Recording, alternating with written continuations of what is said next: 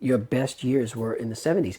How did you start marketing yourself differently that you started to really excel, and not in the 1970s, in your age in the 70s? How did you start to, what did you do differently that now you started getting all this business? When I started coaching, I was broke, and people wanted me to be their coach. They didn't even know what to call it. They just wanted to sit with me. Yeah. So I tried to monetize it. I was trying to charge $50 an hour from someone that didn't have $50.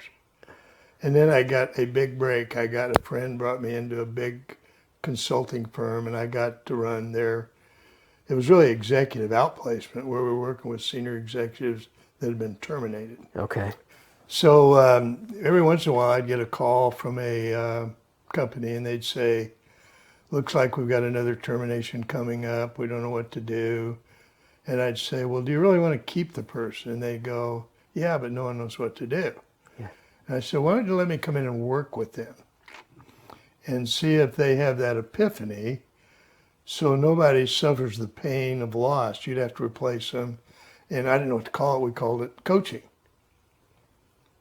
Word just came out of the blue. Yeah, yeah. No one was doing executive coaching then. Wow.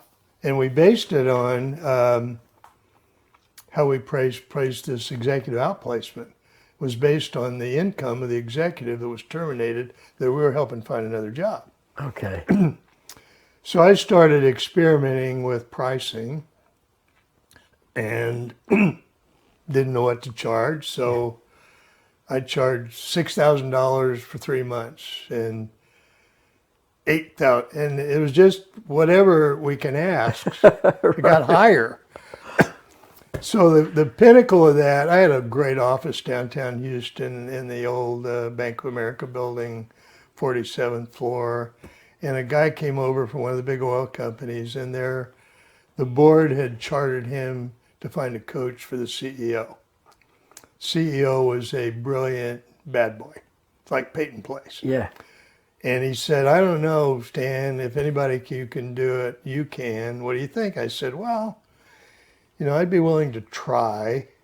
It might take him months to get him to go to lunch. I had that before. Yeah. But I'm willing to try. So the guy looked at me and he said, well, what's your fee? What will be your fee for that? I said, $100,000 up front per year.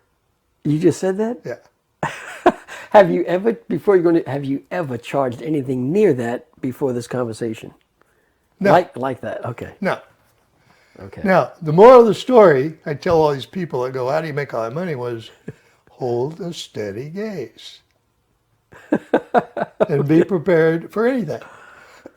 I like that. So the buyer said, okay, we knew it was going to be a lot of money.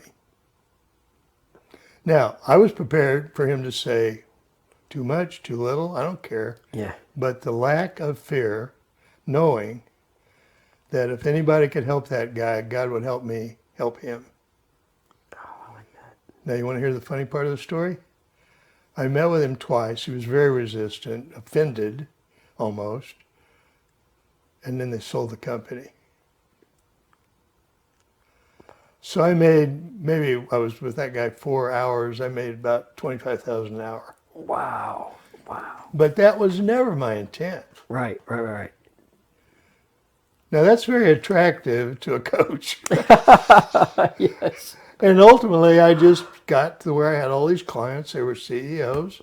I came in, I was their corporate leadership development guy, and I started to charge by the year. There's a long gap between charging by the year and by the hour. Yeah. Yeah. It's an evolution. And the key to it is, and I've had a lot of young coaches go, man, I want that kind of money. I said, here's the problem. You better be worth it. That's right. Absolutely.